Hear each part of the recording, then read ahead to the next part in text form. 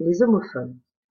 Aujourd'hui, nous allons nous intéresser aux homophones produisant le son E, et ES, et EST, et AI ou ET. Alors les homophones, qu'est-ce que c'est? Les homophones sont des mots qui produisent le même son, mais qui n'ont pas le même sens, et donc qui nous posent souvent des problèmes lorsqu'il s'agit de les écrire. Pour ne pas se tromper avec les homophones, il faut réfléchir à quoi correspond chacun d'entre eux. Pour ES et EST, ce sont en fait le verbe être au présent de l'indicatif. Dans une phrase, on peut le remplacer par été. Lorsqu'on peut remplacer par été dans une phrase, ça veut donc dire que c'est le verbe être. Il faut ensuite se demander avec quel pronom personnel il est accordé. Si on est avec tu, ce sera et ES, et si on est avec il ou elle, ce sera et EST. Pour le EAI, c'est en fait le verbe avoir. On peut lui le remplacer par avait dans une phrase et il y va avec le pronom personnel je qui devient J' avec et, G. Enfin, le EET est un mot de liaison. On peut le remplacer dans une phrase par et puis.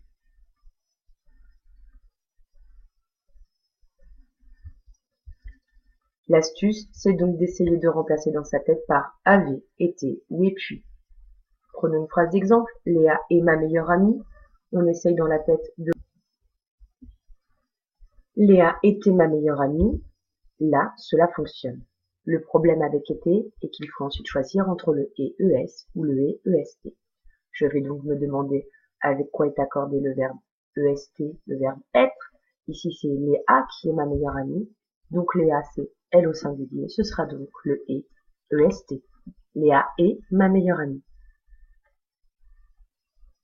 Passons à l'entraînement. On se rappelle que la méthode est de remplacer par été, avait ou et puis.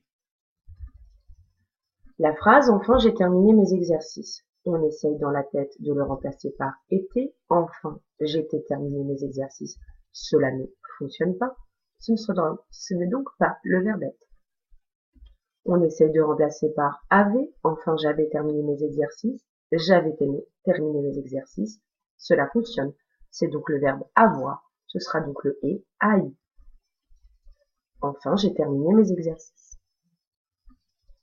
Autre phrase d'entraînement. J'aime le bleu et le vert.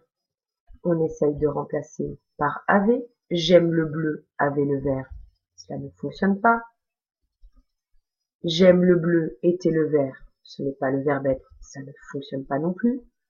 C'est donc le mot de liaison et ET. On essaye de remplacer par et puis pour vérifier. J'aime le bleu et puis le vert. Cette phrase a du sens. Cela fonctionne. C'est donc le mot de liaison et ET.